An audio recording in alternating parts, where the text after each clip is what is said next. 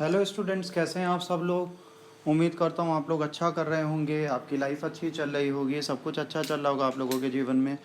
देखिए, आज हम अपना लेक्चर रिकॉर्ड करने बैठे हैं। आज है 28 अगस्त 2020। ऑलरेडी 2020 में बहुत सारे इश्यूज़ हैं। आज के एडिटोरियल में बहुत कुछ उसके बारे में दिया गया है। पेंडेमिक क्या है, वैक्सीन ट्रायल क्या है, उन सब के बारे में बहुत सारी चीज़ें हम पढ़ेंगे। तो चलिए बिना देरी के अपना न्यूज़ एनालिसिस और बाकी पोर्शन स्टार्ट करते हैं और समझते हैं आज हमें क्या करना है और कैसे करना है। आज का एडिटोरियल में न्यूज़ एनालिसिस का पहला है, borrow from RBI to bridge this gap, GST gap center tells state.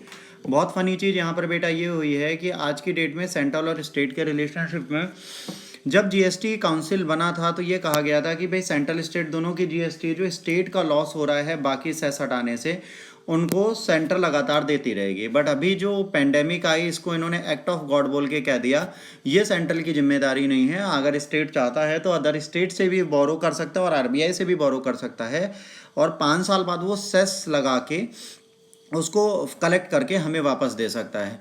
तो भाई बोरोइंग ही अगर करनी थी तो फिर हेल्प करने की आपने क्या हेल्प करी, और इसमें हेल्प वाली क्या बात है। ये तो हेल्प के अपोजिट ही जा रही है सारी चीज़ें। तो इससे रिलेटेड ये एडिटोरियल है, न्यूज़ एनालिसिस है, बहुत अच्छा है, एक बार आप ज़रूर पढ़िएगा।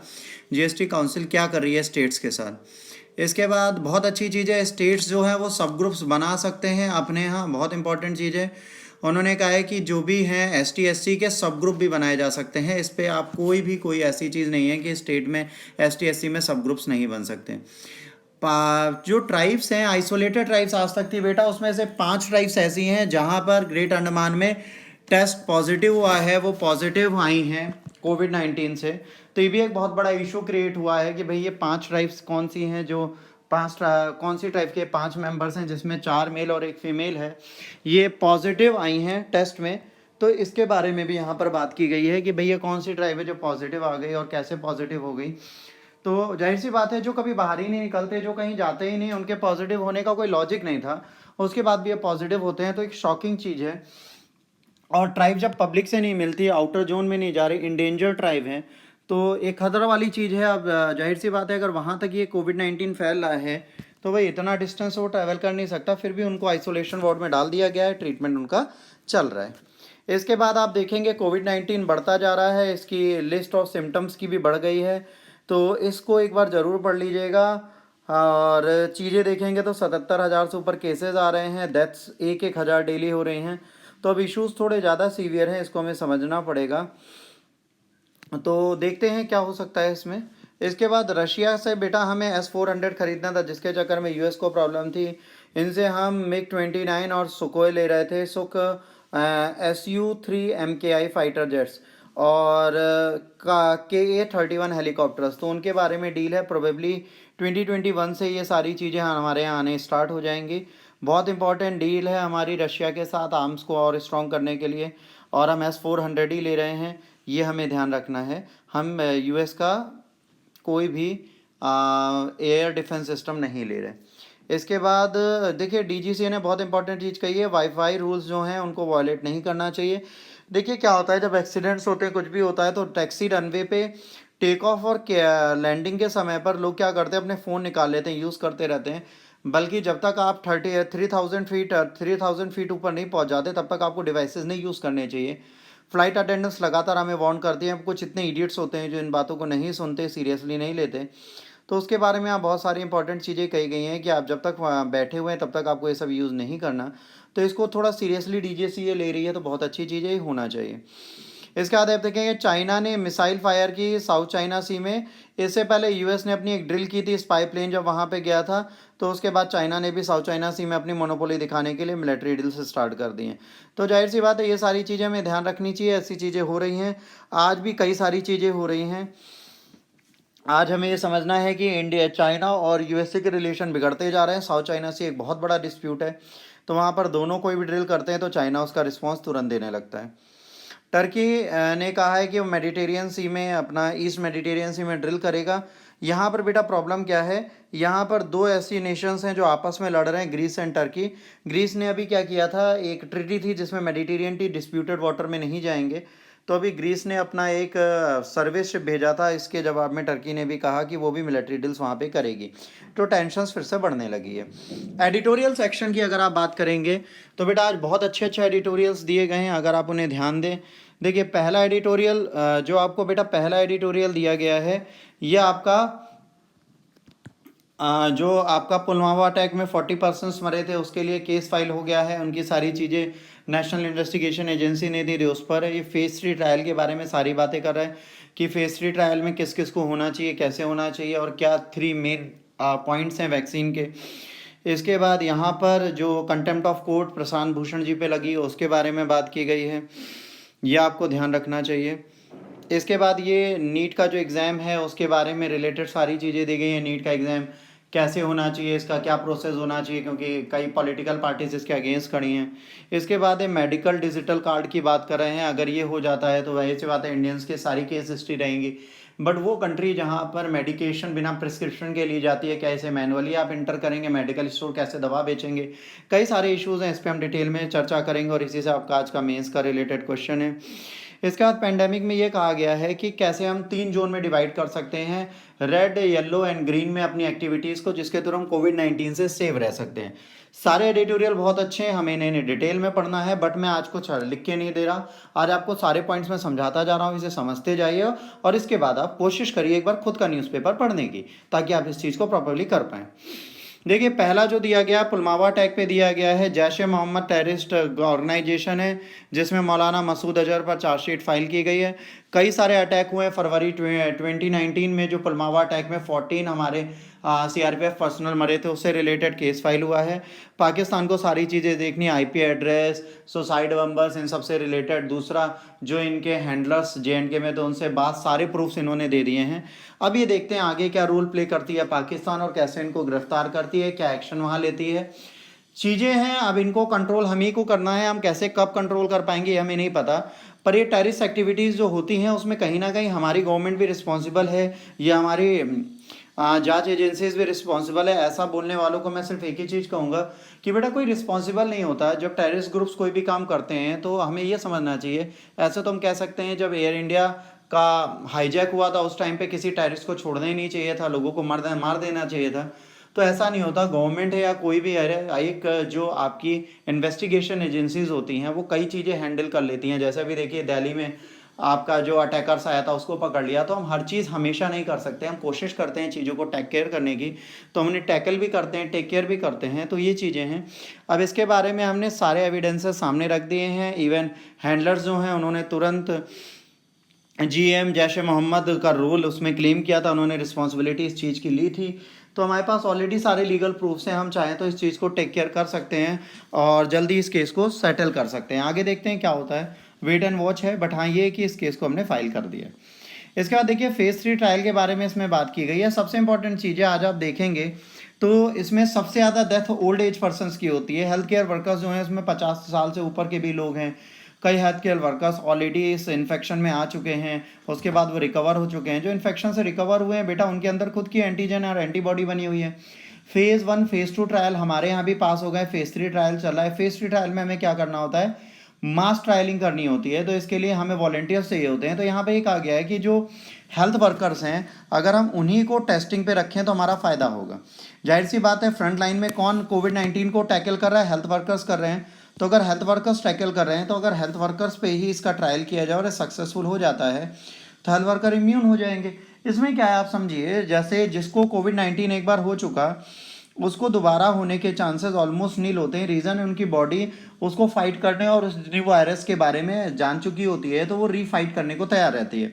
ऐसी सिचुएशन बनती है, तो ये हमें सोचना है कि अगर ट्रायल्स हम इन पे करते हैं और इनकी बॉडी में भी ऐसे एंटीजन बन जाते हैं तो फ्यूचर में हमारे लिए सेफ्टी होगी। दूसरा ये कि थर्ड ट्रायल हो जाए, थर्ड ट्रायल में हेल्थ वर्कर्स को रखना बहुत ज़रूरी है। हेल्थ वर्कर्स वही जो खुद अपनी परमिशन से आएंगे, जो नहीं आएंगे उनको अलग रखेंगे। फेज़ 1 फेज़ 2 ट्रायल के बाद फेज़ 3 ट्रायल अगर सक्सेसफुल होता है तो हमारी होप बढ़ जाएगी। 2 कंपनीज इंडिया में जो वैक्सीन के लिए चल रही हैं, चाइना भी फेज़ 3 ट्रायल पर है, वर्ल्ड में मैक्सिमम लोग फेज़ 3 ट्रायल पर हैं। तो प्रोबेबली 6 महीने के अंदर अंदर हमें वैक्सीन मिल सकती है सेफ गार्ड करने के लिए एक दूसरे को। इसके बाद बेटा ये जो अभी कंटेम्प्ट ऑफ कोर्ट हुआ था प्रशांत भूषण जी पे लगा, देखिए उन्होंने बहुत बड़ी चीज़ नहीं कही थी। उन्होंने कहा था कि जो हमारे चीफ जस्टिस ऑफ इंडिया हैं, लॉकडाउन का टाइम है, सुप्रीम कोर्ट बंद है, सब बंद है, ये 50 लाख से ऊपर की बाइक ना मास्क पहन रहे हैं ना हेलमेट पहन रहे हैं और पब्लिक मीडिया के सामने आ रहे हैं, वो भी एक पॉलिटिकल बीजेपी के लीडर के सन की बाइक को लेके। तो जाहिर सी बात है कंटेम्प्ट ऑफ कोर्ट वाली बात है। इसमें एक बहुत अच्छी हिस्ट्री दी है।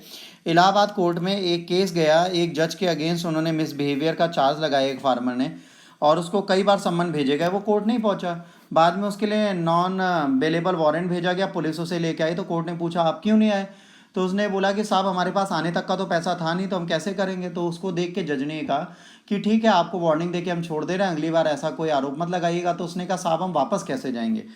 तो जज और वकील ने जिम्मेदारी उठाई कि इनको खाना पीना खिलाना और इनको ट्रेन का टिकट देके इनको वापस छोड़ा जाएगा। कुछ ऐसा डेकोरम कभी हमारी कंट्री का हुआ करता था।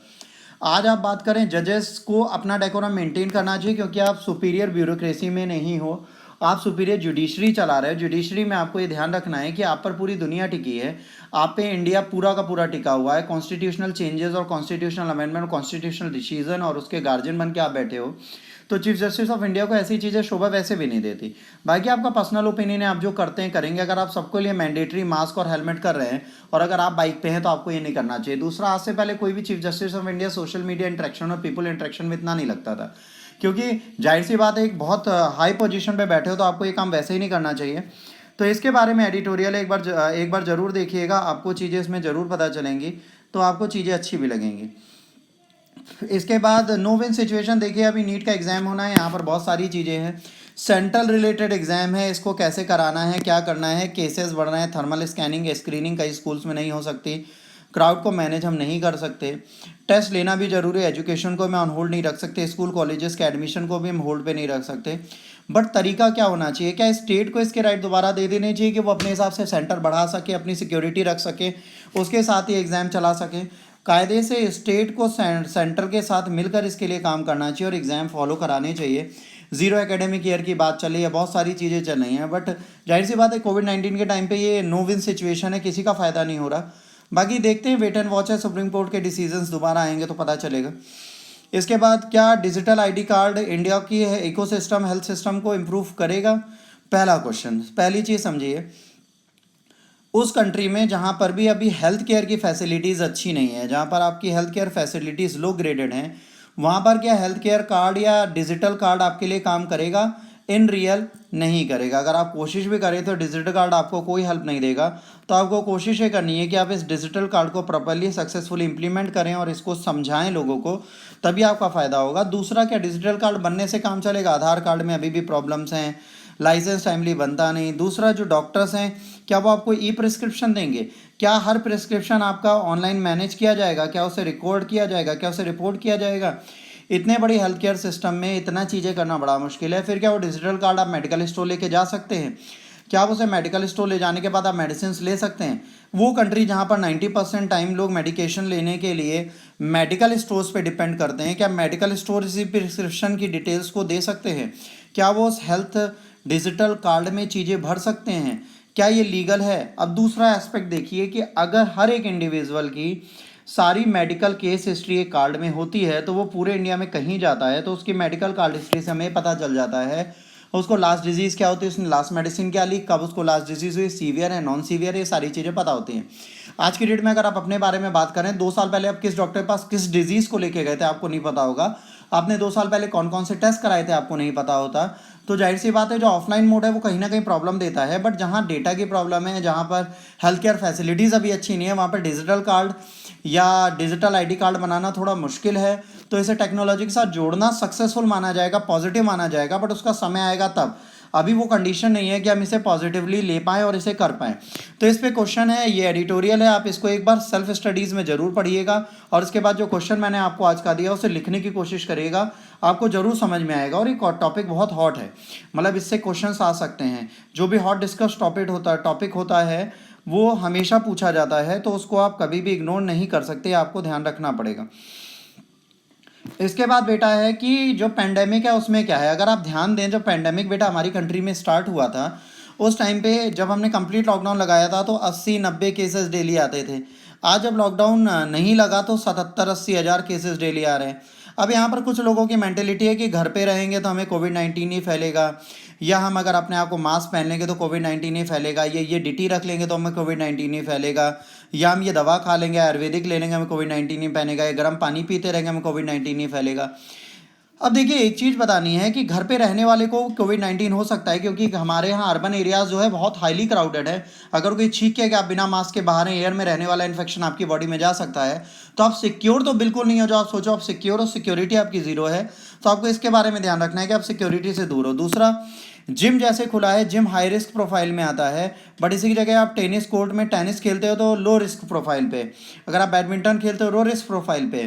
तो हमें देखना है कि हमें क्या चीज़ है जिसको हमें कंट्रोल करना है, कैसे हमें कौन सी एक्टिविटीज़ हम कर सकते हैं, कौन सी नहीं कर सकते, कौन सी हाई रिस्क में। अगर इस कैटेगराइजेशन को हम बना लें और उसके थ्रू इन सारे कामों को करें तो हमें 110% हेल्प होगी। हमें इसी के बारे में सोचना है, इसी के बारे में चीज़ें करनी है, तभी हमारा फ़ायदा होगा। तो अगर इसे हम राइट टाइम पे करते हैं तो हमें ज़रूर फ़ायदा होगा, यह हमें सोचना है। तो इसमें कहा गया है जैसे ट्रैफिक लाइट होती है रेड, येलो एंड ग्रीन, उसी तरह हमारे पेंडेमिक के टाइम पर भी ये एक्टिविटीज़ को red, yellow and green zone में बांट दें तो हमें ज़्यादा फ़ायदा होगा। यही चीज़ें इसमें बताई गई हैं। तो इस पेंडेमिक से ये चीज़ें भी अगर हम कर दें तो हमें ज़रूर फ़ायदा हो सकता है। यही चीज़ें इसमें इस एडिटोरियल को एक बार आप पढ़ सकते हैं। आज का मेंस राइटिंग का क्वेश्चन है, can a digital ID aid India's primary health ecosystem. आपको मैंने पीछे भी एडिटोरियल में बताया 250 वर्ड में लिखने की कोशिश करें। आप अच्छा लिख सकते हैं, अगर ठीक से करेंगे तो आपकी मेंस राइटिंग भी अच्छी होती रहेगी। कुछ लोगों ने पूछा मेंस राइटिंग करनी चाहिए कि नहीं। मेरे हिसाब से आप 250 वर्ड का एक क्वेश्चन डेली लिख सकते हो। फ्रेशर भी लिख सकते हैं, करंट से रिलेटेड, ट्रेडिशनल सब्जेक्ट में मत जाए। जिनको प्री देना है वो अभी होल्ड कर सकते हैं, प्री के बाद इन सारे क्वेश्चंस को एक साथ लिख सकते हैं। आज के लेक्चर के लिए इतना ही। आपको अच्छा लगा तो प्लीज़ लाइक, शेयर और सब्सक्राइब करें। कोई भी इशू आता है तो प्लीज़ इसे डिसलाइक करें और कमेंट बॉक्स में लिखें आपने क्यों डिसलाइक किया। रेगुलरिटी की मैं कोशिश कर रहा हूँ, बहुत जल्दी रेगुलर हो जाएगा। कल लेक्चर फिर नहीं आया, मम्मी की तबीयत थोड़ी खराब चल रही है, प्रोबेबली जल्दी सही हो जाएंगे तो रेगुलर लेक्चर भी आएगा। God bless you all, take care, bye bye, thanks for watching.